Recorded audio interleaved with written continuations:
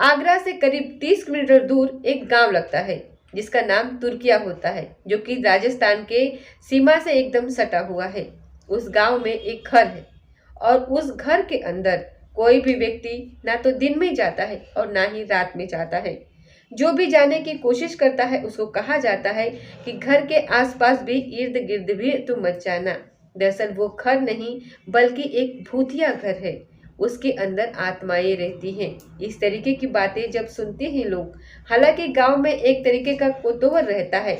जब कोई रिश्तेदार, जब कोई पालक उस गांव में आता है तो उस घर को बच्चे खुद दिखाने के लिए जाते हैं कि चलो मैं तुम्हें एक भूतिया घर दिखा करके लेकर के आता हूँ। दरअसल यहाँ पर एक बार में एक कत्ल होता है और एक बार में होते हैं 6 कत्ल। 2 अलग अलग बार में ये 7 कत्ल होते हैं। और गांव वालों का ये यहाँ पर मानना था कि इस घर के अंदर 7 आत्माएं वास करती हैं। हालांकि गांव के लोग ये भी जानते थे कि ये कत्ल किसने किए हैं, लेकिन अदालत इस बात को नहीं मानती है क्योंकि अदालत सबूतों के आधार पर चलती है, दलीलों के आधार पर बिल्कुल भी नहीं चलती है। 10 फरवरी 2025 को एक कातिल, जिसे निचली अदालत ने, जिसे हाईकोर्ट ने माना कि ये कातिल है, लेकिन सुप्रीम कोर्ट यहाँ पर कहता है कि ये कातिल नहीं है क्योंकि इसके खिलाफ पर्याप्त सबूत नहीं मिले। इसलिए 10 फरवरी 2025 को इसको रिहा कर दिया गया। आज कहानी उसी भूतिया घर की है कि आखिरकार वो घर भूतिया क्यों बन गया, वहां पर 7 कत्ल क्यों हुए हैं। नमस्कार, स्वागत है आपका हमारे चैनल पर। आज की जो सच्ची घटना मैं आपको सुनाने जा रही हूँ, ये सच्ची घटना है उत्तर प्रदेश का एक जिला लगता है आगरा, और आगरा का ही एक थाना लगता है अजमेरा, और अजमेरा थाना क्षेत्र का एक गांव लगता है यहाँ पर तुर्किया।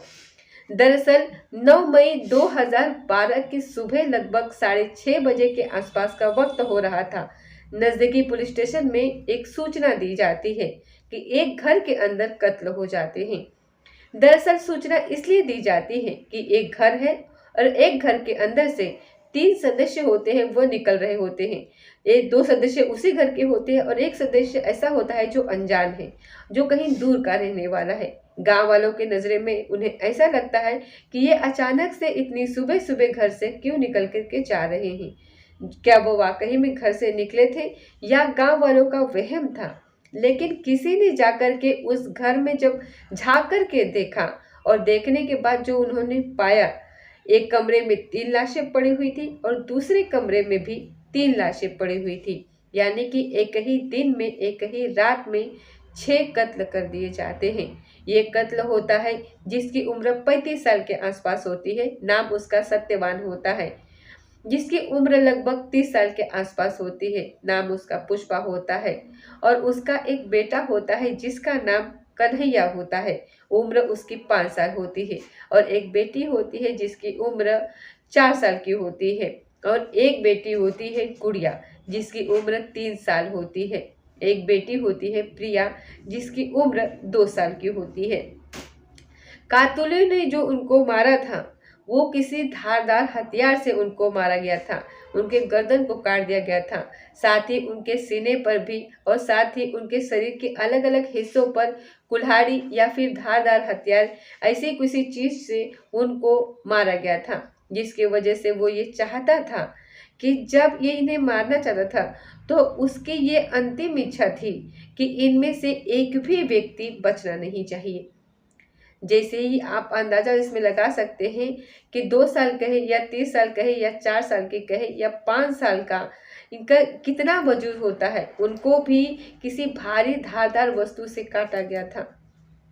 जब ये खबर फैलती है तो पूरे उत्तर प्रदेश में फैल जाती है। इसके बाद पुलिस इस मामले की जांच पड़ताल में जुट जाती है। दरअसल इतिहास के आईने में अगर झांक कर के देखें तो कहानी शुरू होती है इस गांव में। एक फौजी होता है, फौजी का नाम होता है शिव सिंह, जो कि बताया जाता है कि सेना में ही उसकी पोस्टिंग होती है। और उसके बाद ये रिटायर होता है, घर आता है, और उसकी एक पत्नी होती है जिसका नाम आशा होता है, और उसके 3 बेटे होते हैं। एक बेटे का नाम सत्यभान होता है, दूसरे बेटे का नाम गंभीर होता है, और तीसरे बेटे का नाम कान्हा होता है।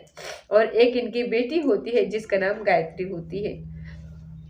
जब फौजी की अचानक से ही मौत होती है तो उसके बाद उसकी 4 बीघा जमीन होती है और 4 बीघा जमीन में से 1 बीघा जमीन बड़े वाले के हिस्से में, दूसरा बीघा जो होता है वो दूसरे वाले के नाम में चली जाती है और 1 बीघा तीसरे वाले बेटे के हिस्से में चली जाती है। और जो चौथा हिस्सा बचता है यानी कि 4 बीघा होती है, उसमें से 1 बीघा जमीन उसके पत्नी के हिस्से यानी कि आशा के हिस्से में आ जाती है। ये घर बिल्कुल एकदम ठीक ठाक चल रहा था।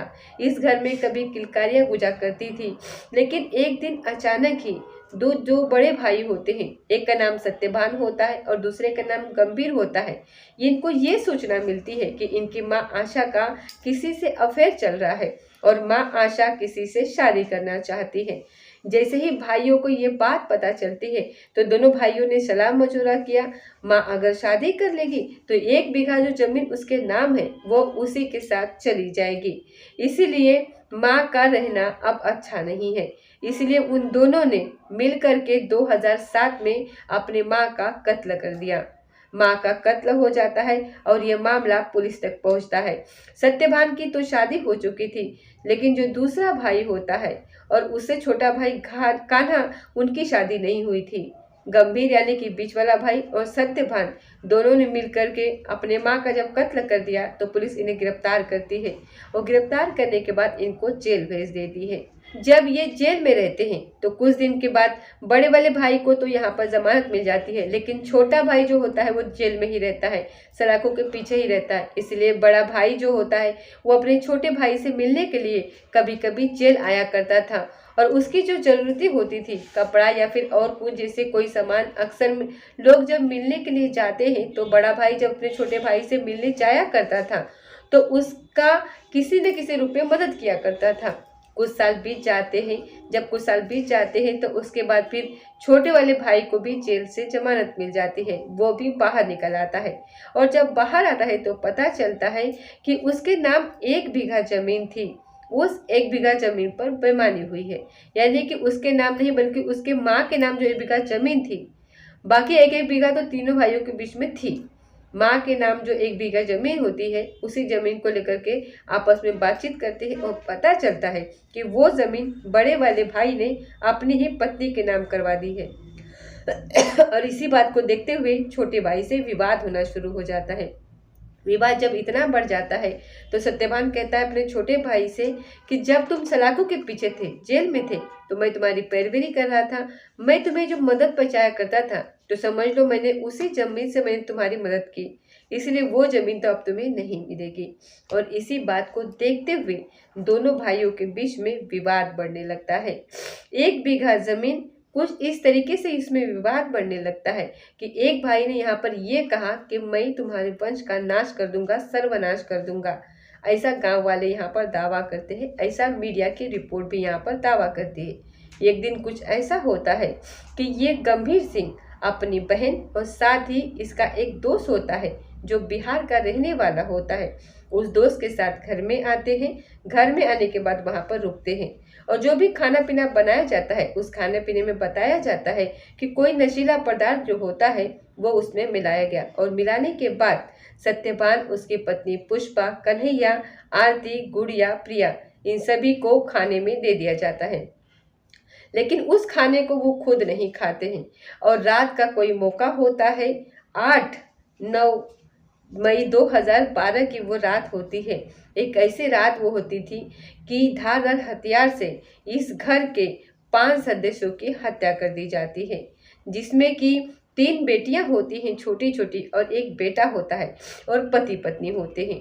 इनको मार दिया जाता है। इसके बाद पुलिस आती है, मामले की जांच पड़ताल करती है और जो ये महिला होती है यानी कि जो पुष्पा होती है, इसके बच्चे और इसका पति जो मरा है, उसी के भाई महावीर में जाकर के निकटतम थाने में जाकर के एक एफआईआर दर्ज करवाई। और एफआईआर दर्ज करवाने के बाद वहां पर बताया गया कि मुझे ये सूचना मिली है गांव वालों की तरफ से कि घर से 3 सदस्यों को जाते हुए देखा गया है और 3 सदस्यों में से एक गायत्री होती है, उसका भाई जिसका नाम गंभीर है और साथ ही गंभीर का एक दोस्त होता है। उन तीनों के खिलाफ वो एफआईआर दर्ज करवाता है।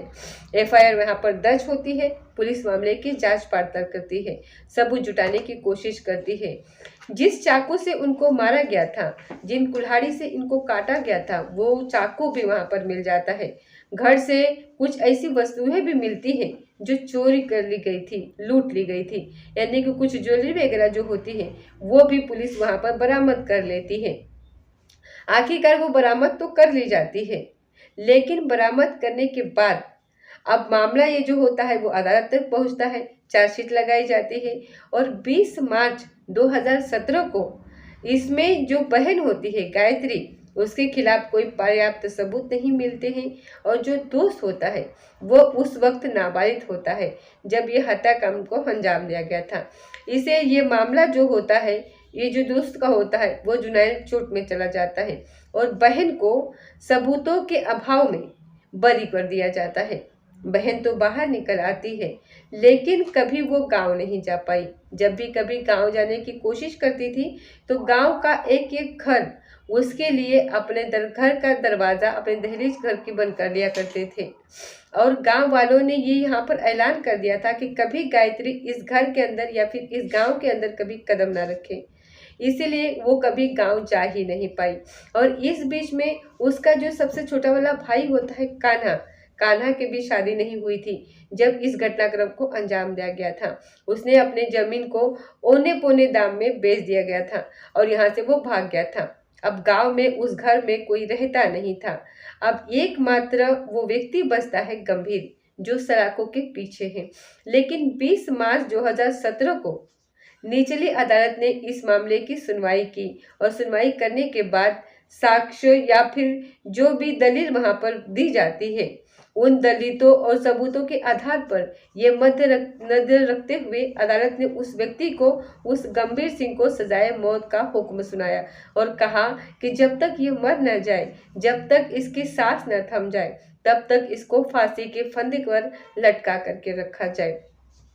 अब ये मामला होता है, ये उच्च अदालत यानी कि हाई कोर्ट में पहुंच जाता है। इलाहाबाद हाई कोर्ट में जब ये मामला पहुंचता है तो वहां इस फैसले को, निचली की अदालत के फैसले को बरकरार रखा जाता है और कहा जाता है कि इस व्यक्ति को तब तक फांसी के फंदे तक लटका करके रखा जाए जब तक कि इसके प्राण न निकल जाए। लेकिन कोई भी अपराधी हो तो तब तक अपराधी नहीं माना जाता जब तक कोर्ट उसे डिसाइड ना कर दे, साबित ना कर दे। इसलिए उसके बाद अपील करने के बहुत सारे रास्ते होते हैं। पहले तो निचली अदालत, फिर हाई कोर्ट, फिर सुप्रीम कोर्ट।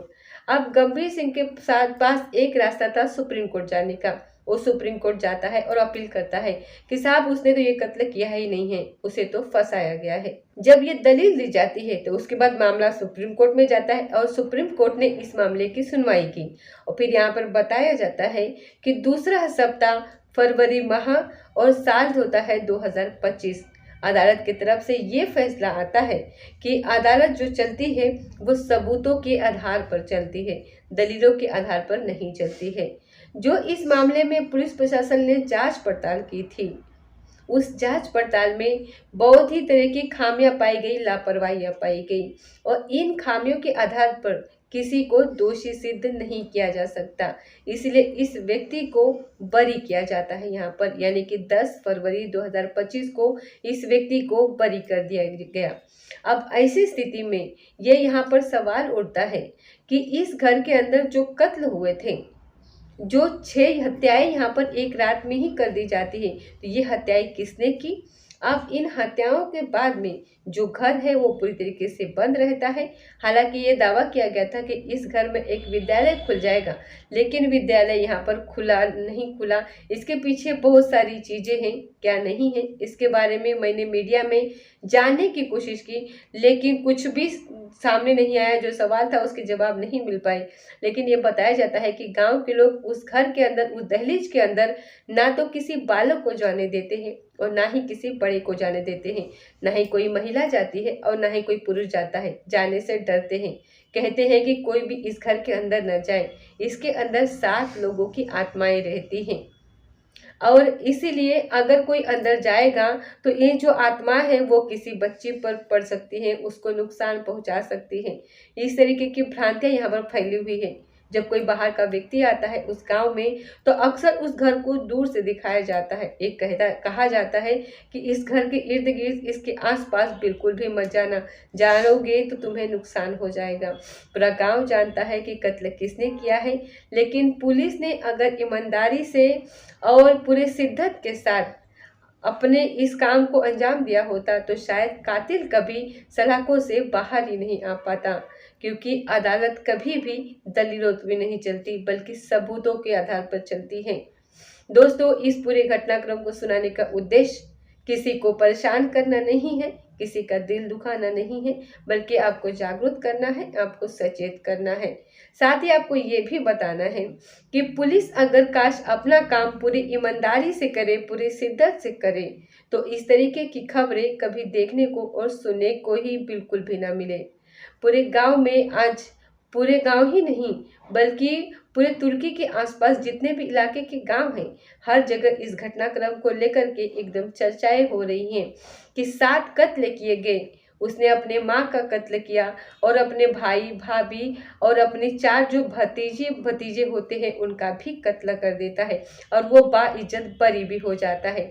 अब वो आराम से दुनिया जहां में घूमता रहेगा। हालांकि वो शायद उसको यहाँ पर बहुत सारा सम्मान नहीं मिल पाएगा जिस सम्मान का एक इंसान अधिकारी होता है, लेकिन वो अपनी जिंदगी अब खुलेआम इस खुली जिंदगी यहाँ पर जी सकता है, समाज में खुली सांस ले सकता है। तो हमारी कुछ यहाँ पर कानून मतलब पुलिस जो है इसकी बहुत सारी कमियां हैं, जो बहुत शिद्दत से अपने काम, ईमानदारी से अपने काम नहीं करते और इसके वजह से बहुत सारे अपराधी हमारे समाज में ऐसे ही घूमते रहते हैं। तो यहाँ पर पुलिस वालों को मन से और ईमानदारी से काम करना चाहिए ताकि ऐसे अपराधी समाज में इस तरीके से बेखौफ तरीके से घूमते ना रहें। उनकी जगह सिर्फ और सिर्फ सलाखों के पीछे है और उनके सलाखों के पीछे ही रहना चाहिए। तो दोस्तों, ये थी आज की सच्ची घटना। मिलते हैं अगले किसी सच्ची घटना के साथ। तब तक जय हिंद, जय भारत।